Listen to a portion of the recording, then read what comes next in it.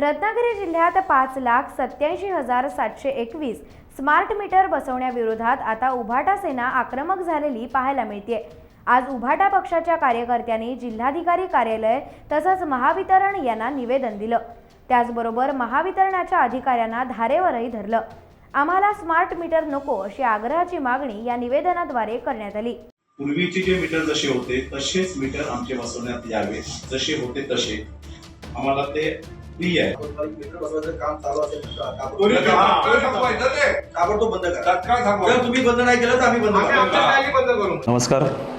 उद्धव बाळासाहेब ठाकरे शिवसेना यांच्यामार्फत रत्नागिरी तालुका शहर smart meter संदर्भातले आज आपण पत्रकार परिषद जी घेतलेली आहे त्या पत्रकाराच्या माध्यमातून जे स्मार्ट मीटर तालुक्यामध्ये जे बसवले जाणार आहेत त्या स्मार्ट मीटरच्या विरोधात आम्ही आज पत्रकार परिषद घेतलेली आहे। सर्वसाधारण जर पाहिलं गेलं तर 2003 ह्या कायद्याच्या अनुषंगाने 47/5 आम्हाला स्वातंत्र्य आमच्या मीटरच्या संदर्भात दिलेलं आहे आणि हे स्वातंत्र्य हिरावून घेण्याचा ठेका हा अदानीला दिलेला आहे आणि ह्या ठेक्याच्या विरोधात आम्ही जनतेला जर कुठला त्रास होणार असेल मीटर बसवण्याच्या संदर्भात तर आम्ही उग्र आंदोलन छेडू।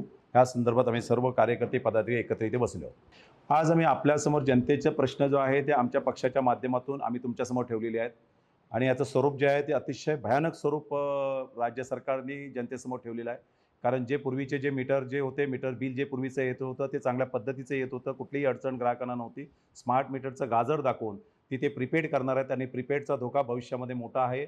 जर आपल्या एखादे कनेक्शन जर समजा तोडायचं असेल तर ते तिथे राजपथला बसून बांद्र्यामध्ये कनेक्शन तोडू शकतात। आणि आज तुमच्यासमोर ही सगळी जनतेची कैफियत जी आहे ती आम्ही सगळी मांडलेली आहे आणि ही कैफियत जनतेची मांडत असताना तुम्ही जी कैफियत व्यवस्थितरित्या स्वतंत्र तुम्हाला आहे ते लिहू शकता आणि ह्याचा एक पार्ट म्हणून ह्या रत्नागिरी जिल्ह्याचे जिल्हाधिकारी जे आहेत ते आमचे सर्वांचे सर्वश्रेष्ठ अधिकार त्यांना आहेत, तर त्यांनी आमचं हे निवेदन आम्ही त्यांना ते देणार आहोत आणि निवेदनच्या माध्यमातून ते सुद्धा याची दखल घेतील आणि संबंधित ऊर्जा मंत्र्यांना त्याची माहिती पाठवतील। टाइम्स डिजिटलला लाईक करा, शेअर करा, सबस्क्राईब करा आणि बेल आयकॉन दाबायला विसरू नका। Times digital.